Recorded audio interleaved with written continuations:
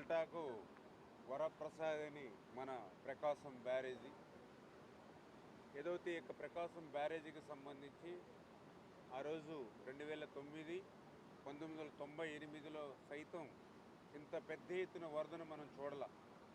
10 లక్షల క్యూసెక్కులు నీరే ఆ రోజు మనం క్రాస్ చేసినటువంటి పరిస్థితి అప్రాక్సిమేట్లీ మనం చూసాం. కానీ ఈరోజు 11,70,80,000 వరకు కూడా ఈవేళ ఈ యొక్క వరద నీరు చుట్టుముట్టినటువంటి పరిస్థితి మనందరం కూడా చూస్తున్నటువంటి పరిస్థితి.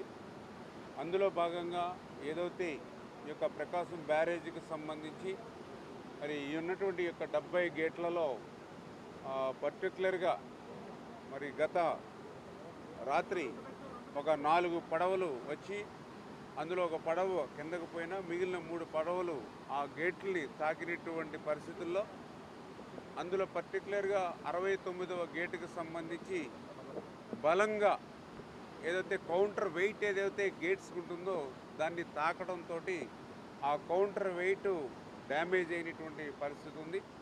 దాన్ని మనకు సంబంధించిన ఇరిగేషన్ అధికారులందరూ కూడా ఐడెంటిఫై చేసుకుని దాన్ని మళ్ళీ ఎట్లా రీప్లేస్మెంట్ చేసి కరెక్ట్ చేయాలనేటువంటి ఆలోచనతో వాళ్ళు డిజైన్ చేసినప్పుడు గౌరవ ముఖ్యమంత్రి గారు కూడా ఒకటే చెప్పారు, 1% కూడా మనం రిస్క్ అనేది లేకుండా పర్ఫెక్ట్గా చేయాలి.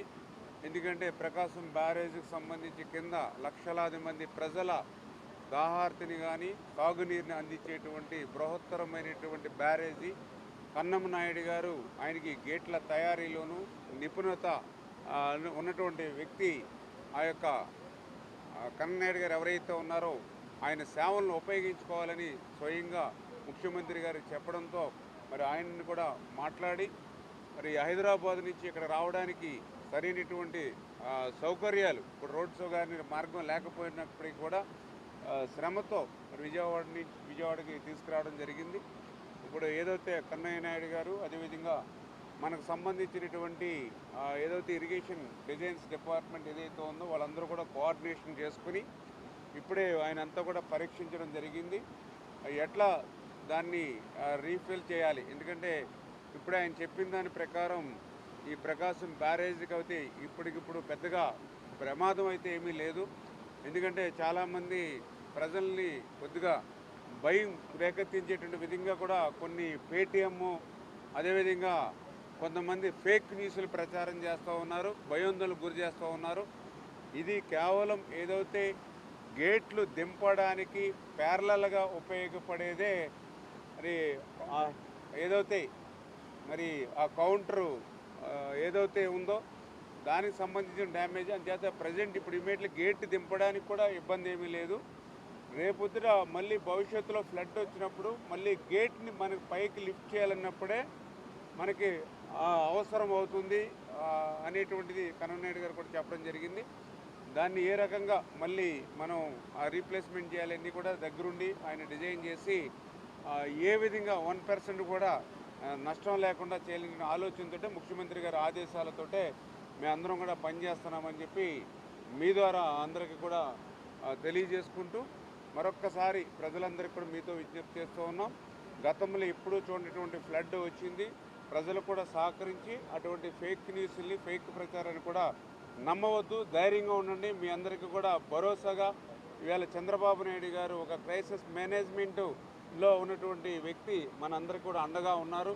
అందుకే 24 గంటల సమయంలో కేవలం 2 గంటలు మాత్రమే ఆయన పడుకుని రాత్రులు అర్ధరాత్రులు సైతం ఫీల్డ్కి కూడా విజిట్ చేసుకుంటూ ఆయన పడుకోకుండా ఉండడమే కాకుండా ఇటు ప్రజాప్రతినిధులు ఐఏఎస్ ఆఫీసర్లు అధికారులందరినీ సమన్వయం చేసుకుంటూ మరి అతి తక్కువ గంటల్లోనే ఇంత పెద్ద ఫ్లడ్ వచ్చినప్పటికీ కూడా సాధ్యమైనంత వరకు నష్టాన్ని తగ్గించేటువంటి ప్రయత్నం చేస్తూ ఉన్నాం. అందులో భాగంగానే ఈ ప్రకాశం బ్యారేజీకి సంబంధించి కూడా మరి ఏదైతే ఆ 69వ గేటుకి సంబంధించినటువంటి ఆ కౌంటరు ఆ వెయిట్ ఏదైతే ఉందో దానికి కూడా ఇమీడియట్లీ కన్నమనాయుడు గారి ఆధ్వర్యంలో రిపేర్ చేసి 100కి 100% మళ్ళీ పర్ఫెక్ట్గా మరి పూర్తిగా సాగునీరు త్రాగునీరు ఎటువంటి ఇబ్బంది లేకుండా పనిచేస్తామని చెప్పి తెలియజేస్తున్నాం. ఏదైతే కొంతమంది అనుమానాలు కూడా వ్యక్తం చేస్తూ ఉన్నారు. ఎందుకంటే ఇది రాత్రి సమయంలో ఈ బోట్లు రావడం, అది కూడా ఏదో ఒక బోటో 2 బోట్లో వచ్చినాయి అని అంటే అర్థం ఉంటుంది. కానీ ఒక్కసారిగా 4 బోట్లు రావడం అనేది కొంతమంది అనుమానాలు కూడా వ్యక్తం చేస్తున్నారు.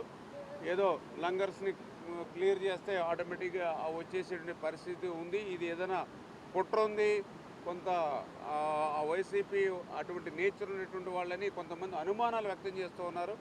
కాకపోతే ఇప్పుడు మా ప్రభుత్వం పని, మా నాయకుడు చంద్రబాబు నాయుడు గారి ప్రయారిటీ ఏదైతే ఈ ఫ్లడ్ టైంలో ఎవరైతే ఆ ఇబ్బందులు కష్టాల్లో ఉన్నారో ఆ ప్రజలను ఆదుకోవడం మీద, మళ్ళీ పూర్వపు పరిస్థితిని తీసుకురావడం మీదే మేము ఎక్కువ దృష్టి పెట్టాం. దీని మీద రేపు భవిష్యత్తులో కూడా సమగ్రమైనటువంటి దర్యాప్తు కూడా మేము ఆదేశిస్తాం. ఏదైతే నిజంగా కూడా, ఎందుకంటే ఇది ఏదో తెలుగుదేశం ప్రభుత్వానిదో లేకపోతే జనసేన భారతీయ జనతా పార్టీకి సంబంధించింది కాదు. ప్రకాశం బ్యారేజీ అంటే ఇది తెలుగు జాతి ప్రజల ఆస్తిది.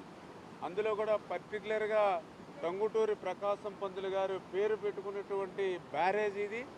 లక్షలాది ఎకరాలకు సాగునీరు ఇస్తూ లక్షలాది మంది ప్రజల దాహార్తిని తీర్చేటువంటి బ్యారేజ్ ఇది. అందుచేత ఇటువంటి బ్యారేజీకి నష్టం కలిగించేటువంటి ఏ ఒక్క చిన్న చర్య కూడా మానవుడు అనేవాడు ఎవరు కూడా తీసుకోకూడదు. దేవుడు కూడా అటువంటి పని చేస్తే క్షమించాడు. అందుచేత ఆ విషయం మీద కూడా మేము తర్వాత ఆలోచన చేస్తాం. ముందు ఇమ్మీడియట్లీ జరిగినటువంటి ఇబ్బంది ఏదైతే ఉందో దాన్ని క్లియర్ చేసి ఏదైతే కింద ఉన్నటువంటి ప్రజలకు అందరికీ కూడా మళ్ళీ ఒక భరోసా ఇచ్చేటువంటి ప్రయత్నం మేము చేస్తూ ఉన్నాం అని చెప్పి తెలియజేస్తూ ఉన్నాం. సార్ 4 పడవలు కొట్టుకొచ్చినాయి. ప్రజెంట్ ఇక్కడ 2 పడవలే కనపడుతున్నాయి. మిగిలిన పడవల్ని ఇక్కడ నుంచి తొలగించారా లేకపోతే ప్లేన్ చేశారు? అంటే ఏదైతే కొన్ని పడవలు ఆల్రెడీ, అంటే ఒక పడవ అయితే కిందకి కొట్టుకుని పోయిందని చెప్తూ ఉన్నారు ఆ గ్యాప్లోంచి. మిగిలింది కూడా ఏంటనేది కూడా అవి కూడా మనం ఎంక్వైరీ చేసుకుని దాన్ని కూడా పడవల్ని తీయడానికి కూడా ఏజెన్సీని కూడా ప్రమోట్ చేసుకుని ఇప్పుడు ఆల్రెడీ 11,40,000 క్యూసెక్ల వరకు కూడా ఇప్పుడు వాటర్ ఫ్లో ఉంది. కాబట్టి రేపటికి కొంచెం తగ్గుముఖం పడుతుంది, ఎల్లుండికి ఇంకా తగ్గుముఖం పడుతుంది అనేది మాకు ఉన్నటువంటి ఫోర్కాస్ట్ ద్వారా అంచనా ఉంది.